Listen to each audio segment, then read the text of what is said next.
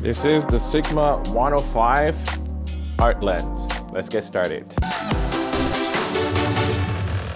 Hello everyone, welcome to another video. My name is Mario So, and today's video I'm going to be talking about the Sigma 105mm F2.8 macro art lens. But before we get started, if you're new here, please consider subscribing for similar videos to today's video. And if you're already subscribed, thank you so much for being here again. So this video is going to include my experience and my thoughts on this lens after having using it for about 6 months. This lens is an art lens, which is Sigma's premium optical quality designation. And this lens, I have to tell you, it's really sharp. So this is made for Sony cameras, for full frame cameras, but it can work on APS-C cameras, in which case you will get a real telephoto zoom lens. Just multiply 105 by 1.5. This lens also comes in an L mount if you have a camera that requires that. If you're using this for video, and if you use clear image zoom, you're able to zoom in up to 1.5 times in 4K. So that's going to give you about 150mm of a focal length, which makes this lens sort of like a 100 to 105mm lens.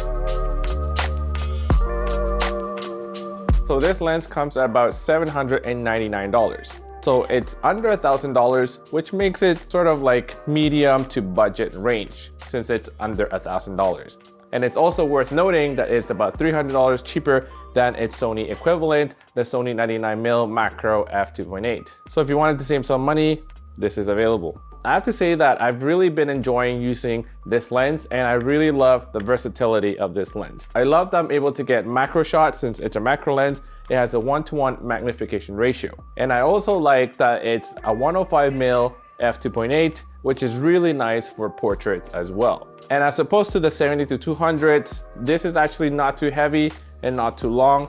So it's perfect if you want to travel light. So it's about 715 grams, which isn't too heavy, and it feels quite nice when paired up with the A7 III or the A7 IV. This lens has a 62mm filter thread. It has an aperture ring, so you can choose whether you want this to be clicked or declicked for a smoother movement. If you like to control the aperture manually on the lens, if you want it to be clicked, there'll be small increments on that aperture ring. And if you declick it and turn that click to off, it'll be a smoother transition between the different apertures. Now, if you wanted to control aperture directly on your camera, you would just turn this aperture ring to A, which is automatic, and now you're able to change your aperture in camera. And if you wanted to lock that off, there is a lock as well, so you can lock it. There's also an autofocus and manual focus switch, as well as a customizable button. And because this is a macro lens, you have 3 options. The first one is to enable the lens to focus on the entire range. The second one, if you wanted non-macro shots, so anywhere between 0.5 meters to infinity. And the third option is if you wanted to reduce that focusing range, especially for shooting macro. There is weather sealing on this lens, which is quite nice. And the focus ring, I really like it. It feels really nice and smooth. So autofocus on this lens is pretty good. I did find that sometimes it would hunt for focus, and that focusing can be quite loud. And especially when shooting macro, sometimes the lens has a lot of trouble trying to nail focus. But for myself, if I'm shooting in macro, I'm usually focusing manually anyways. But that's something to keep in mind.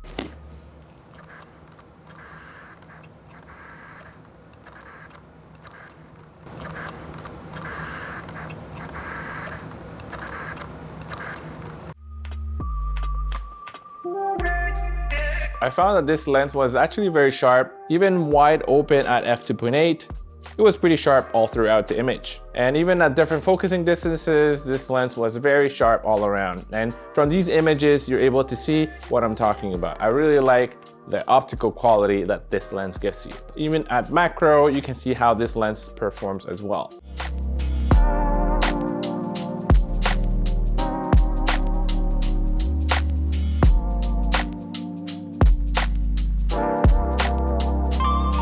The bokeh all throughout is quite nice, super round bokeh balls, very pleasing to the eye, so no complaints there.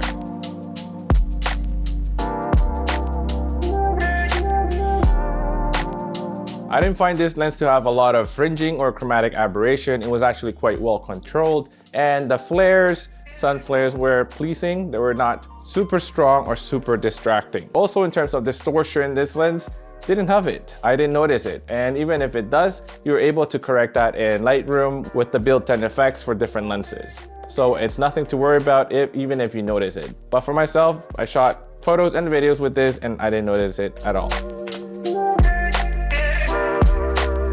Overall, I'm very, very happy with this lens. You're able to use it as a macro lens if you wanted to get real close-up shots of your subjects, or as a portrait lens if you wanted to really hone in on your subject and get that creamy, blurry background. So it has dual purposes, and optically, this lens is superb.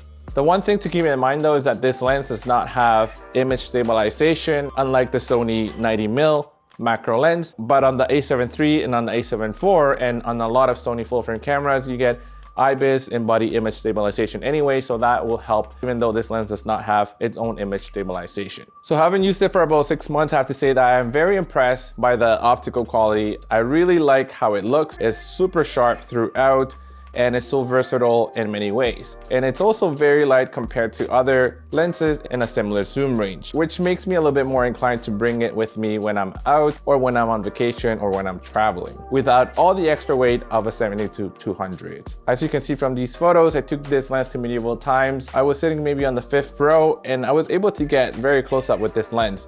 And because it's not too heavy, I was able to just carry it with me and be a little bit discreet about bringing a pro camera, a pro setup to this dinner and tournament, they call it. So if you've never been to medieval times, it's actually a pretty cool experience. I felt that I was able to get really good shots without having to carry all the extra weight of a heavier lens, and without the extra dollars that you have to pay for that 70-200. And the last thing I really like about this lens is its price. It's under the $1,000 range and it's $300 cheaper than the Sony 90mm macro, which makes this lens a very, very good option to get if you want a versatile lens, or if you want a very good macro lens that is also able to double up as a portrait lens or a telephoto lens. So I hope you enjoyed this video and that you learned something new about this lens, and that this helps you make an informed decision on whether you should be getting the Sigma 105mm art lens. So if you haven't subscribed, please hit the subscribe button and hit the like button, and let me know in the comments below what's your favorite focal length right now. Let me know. Thank you so much for being here, and I'll see you next time.